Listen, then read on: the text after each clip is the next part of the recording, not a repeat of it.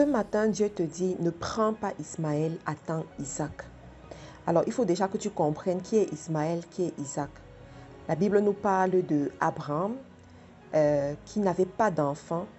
Et à un moment donné, Dieu lui a fait la promesse. Dieu est rentré dans une alliance avec lui et lui a promis qu'il aura une grande descendance et que cette descendance viendra de sa femme Sarah. Cependant, le temps passait et Sarah était impatiente. Sarah a fait appel à sa servante Agar et a demandé à Agar d'avoir un enfant avec son mari Abraham. Conformément à leur coutume, c'était autorisé. Et si cela se faisait, alors l'enfant issu de cette union sera légitimement l'enfant de Abraham et de Agar. Cependant, ce n'est pas ce que Dieu leur avait dit. Ce n'est pas la recommandation que Dieu leur avait donnée. Donc, c'est ce qui s'est quand même passé. Et voilà, Ismaël est né, le premier fils d'Abraham est né Ismaël. Et plus tard, Isaac est arrivé. Dieu a confirmé son alliance, Dieu a confirmé ce qu'il a dit et finalement Isaac est arrivé. Cependant, c'est un passage qui nous enseigne énormément dans les situations de la vie. Alors ici, je veux que tu puisses voir la chose différemment. Donc, Ismaël et Isaac différemment. Ici, je vais te présenter Ismaël étant comme la roue de secours qui se présente souvent devant nous. Dieu t'a fait une promesse, Dieu t'a donné la conviction par rapport à une bénédiction qu'il va t'accorder. Dieu t'a dit qu'il va t'amener à une certaine dimension. Dieu t'a convaincu de certaines choses. Cependant, il y a Isaac qui se présente devant toi. Isaac, c'est quoi? C'est la roue de secours. Isaac, c'est la solution vite fait, mais compromettante. C'est ce qui va t'enlever la paix. C'est ce qui va te mettre dans la peur. C'est ce qui va introduire le risque dans ta vie. C'est ce qui va introduire le risque dans une saison précise de ta vie. Cependant, Isaac, c'est la promesse de Dieu. C'est le fruit de l'alliance. Isaac te donne la paix. Isaac te donne la joie. Voilà ce qui se passe très souvent. Quand Dieu te donne une promesse, Dieu te dit, je vais t'amener à telle dimension. Il y aura des détours. Il y aura un Ismaël qui va se présenter devant toi. Il y aura cette situation compromettante qui va se présenter devant toi pour t'aider à gagner en temps. Parce que l'une des choses dans la destinée, c'est l'attente. L'une des choses dans la destinée, c'est l'attente. Des fois, Dieu te fait attendre pour te purifier. Des fois, Dieu te fait attendre pour finir avec l'homme primitif en toi. Des fois, Dieu te fait attendre pour te purifier et enlever ces péchés mignons qui sont encore en toi. Mais l'être humain n'aime pas l'attente. L'être humain n'aime pas attendre, n'aime pas patienter. Et comme il n'aime pas patienter, il va directement résoudre son problème par lui-même en acceptant un Ismaël. Mais je veux t'enseigner encore ici que pourquoi on te parle d'Isaac? Parce que très souvent, lorsqu'on parle d'Isaac et Ismaël, les gens oublient un point très important. Ce qui va te permettre de savoir que Ismaël n'est pas Isaac. L'élément important, c'est quoi? C'est l'alliance. La Bible, quand on te parle d'Isaac, on te revient toujours sur l'alliance. C'est parce qu'il y avait une alliance entre Abraham et Dieu qu'il pouvait savoir qu'il aura un fils avec sa femme Sarah, sa femme légitime Sarah. Je vais te poser la question aujourd'hui de savoir, toi qui es dans une longue attente, toi qui t'attends aux promesses de l'Éternel, toi qui mets certaines prières devant Dieu et attends qu'il réponde à ces prières qui vont transformer ta vie à tout jamais. Quelle est l'alliance que tu as avec l'Éternel? Quelle est l'alliance sur laquelle tu t'appuies pour être sûr que Dieu va te regarder un jour, que Dieu va t'accorder ses promesses un jour? Entre Abraham et l'Éternel, il y avait une alliance. Et c'est sur la base de cette alliance qu'il pouvait réclamer un Isaac, qu'il pouvait parler d'un Isaac.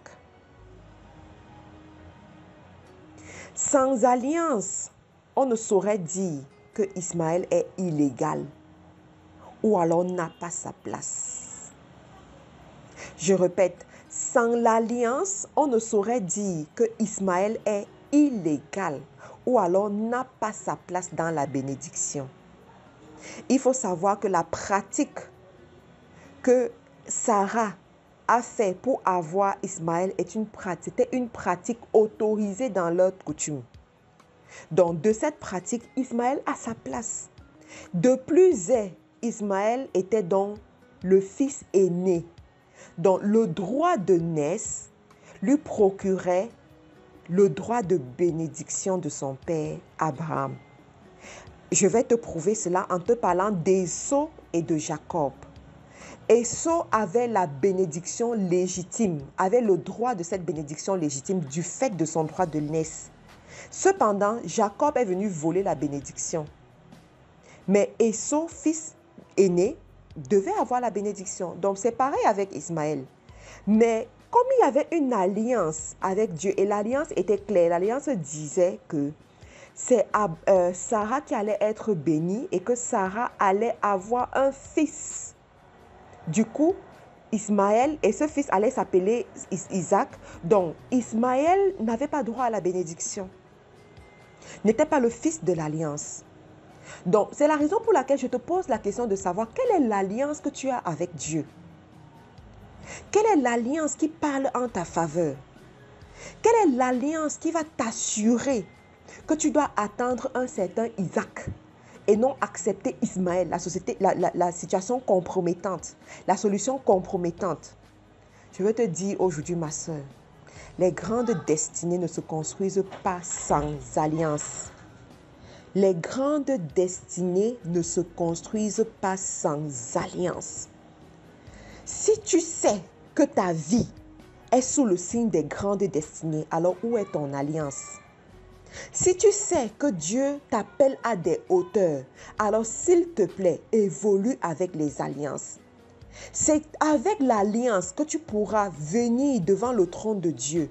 Au moment difficile, bousculer le trône de Dieu en opposant l'alliance. C'est avec l'alliance que tu pourras venir et réclamer ce qui est à toi et dire à l'Éternel, Seigneur, tu m'as promis Ismaël, tu m'as promis Isaac. Tu m'as promis Isaac, tu m'as promis telle chose, tu m'as promis telle élévation.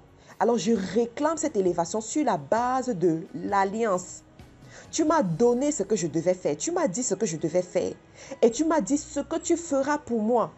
J'ai rempli ma part du contrat. Je t'en supplie, remplis ta part de contrat. Et à ce moment, ce n'est plus la prière de supplication, c'est la prière de réclamation.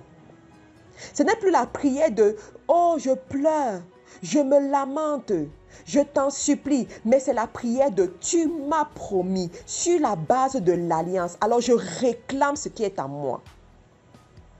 Le monde spirituel, ce n'est pas le monde des bébés, ma soeur. Ce n'est pas le monde des bisous.